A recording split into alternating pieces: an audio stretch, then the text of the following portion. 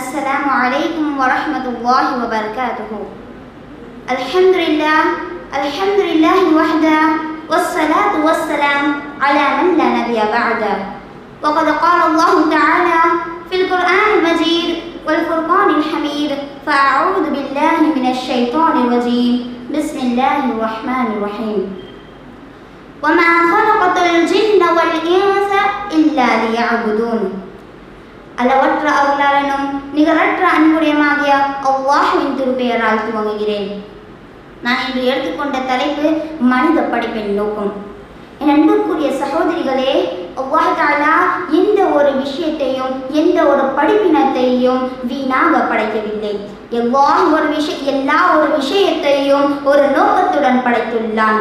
எடுத்துக்காட்டுக்கு, சூரியனை பகலின் வெளிச்சம் தருவதற்காகவும் சந்திரனை இரவின் வெளிச்சம் தருவதற்காகவும் தண்ணீரை குடிப்பதற்காகவும் இதேபோல் எல்லா விஷயத்தையும் ஒரு நோக்கத்துடன் படைத்துள்ளான்.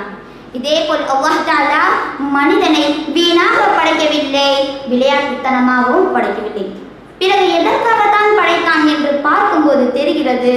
என்ன என்றால், அல்லாஹ் தஆலா சூரத்துல் ஆல் இம்ரான் 190 மற்றும் 191வது வசனத்தில் கூறுகிறான்: إن في خلق السماوات والأرض واختلاف الليل والنهار لآيات لأولي الألباب الذين يذكرون الله قياما وقعودا وعلى جنوبهم ويتفكرون في خلق السماوات والأرض ربنا ما خلقت هذا باطلا سبحانك فقنا عذاب النار.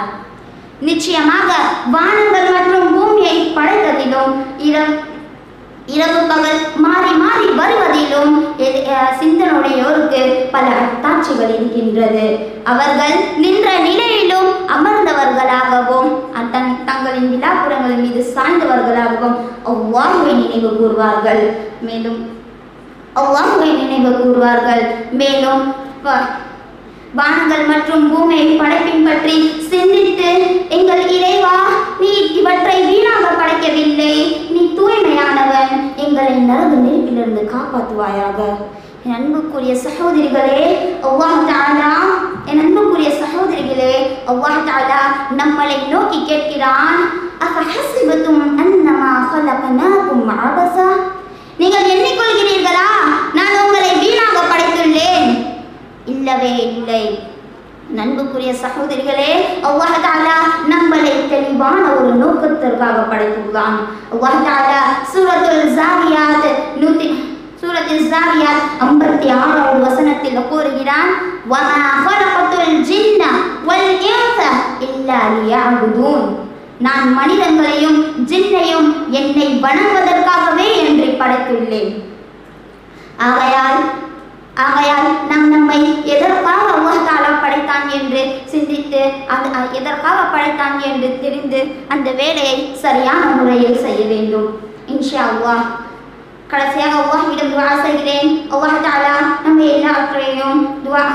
நம்ம எல்லாத்தையும் அதிகமாக துஆ செய்வதற்கு தௌஃபீக் அத்தா ஃபர்மாயும்.